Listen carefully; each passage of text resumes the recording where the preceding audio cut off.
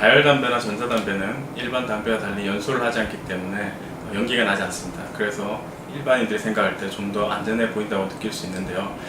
실제로 이러한 담배들도 니코틴이 함유되어 있기 때문에 담배로 분류하고 있고요.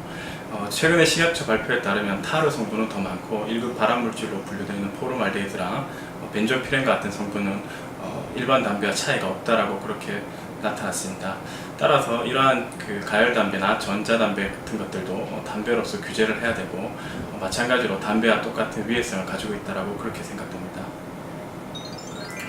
니코틴이 없다라는 건 담배로 분류할 수가 없습니다. 사실 니코틴 성분이 들어간 걸 담배라고 분류하기 때문에 니코틴이 없는 건 담배의 보조제라고 볼 수 있을 거라고 생각이 됩니다. 그렇지만 이런 것들도 이제 이 가열을 한다든지 연소를 하면서 나타나는 다른 유해 물질이 있을 수 있기 때문에 담배를 대신해서 혹은 담배를 끊는 목적으로 잠시 사용할 수 있지만 계속해서 사용하는 것은 좋지 않을 것으로 생각됩니다. 순한 혹은 마일드 담배는 담배 이름에서 부드러운 느낌이 나는데요. 일반적으로 니코틴이나 타르 함량이 적은 담배를 순한 담배라고 그렇게 마케팅을 하고 있습니다. 흡연자들에겐 매력적인 이름인 건 맞습니다.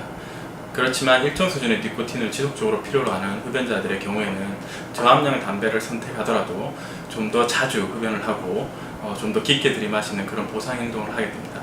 따라서 유해성은 일반 담배와 크게 다르지 않습니다. 결국 순한 혹은 마일드, 라이트와 같은 표현은 담배 회사의 상술이라고 볼 수 있는데요.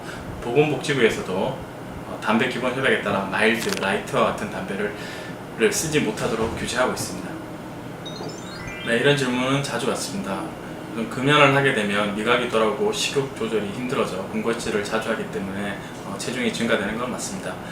반대로 흡연 시에는 살이 빠진다고 생각하지만 사실은 그렇지 않습니다. 니코틴이 체내 에너지 소비를 늘리고 공복감을 줄이는 작용을 하기 때문에 일시적으로 체중 감량이 될 수는 있습니다. 그렇지만 이는 지방이 아닌 근육이 감소하는 것입니다.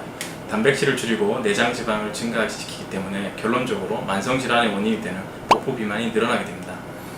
금연을 마음먹었지만 살찌는 것이 걱정인 분들은 초콜릿이나 과자와 같은 칼로리 높은 걸 대신으로 쓰지 마시고 물이나 달지 않은 껌, 은단 같은 심심한 입을 달랠 수 있는 그런 것들을 병행하고 운동을 같이 한다면 체중 증가를 예방할 수 있습니다.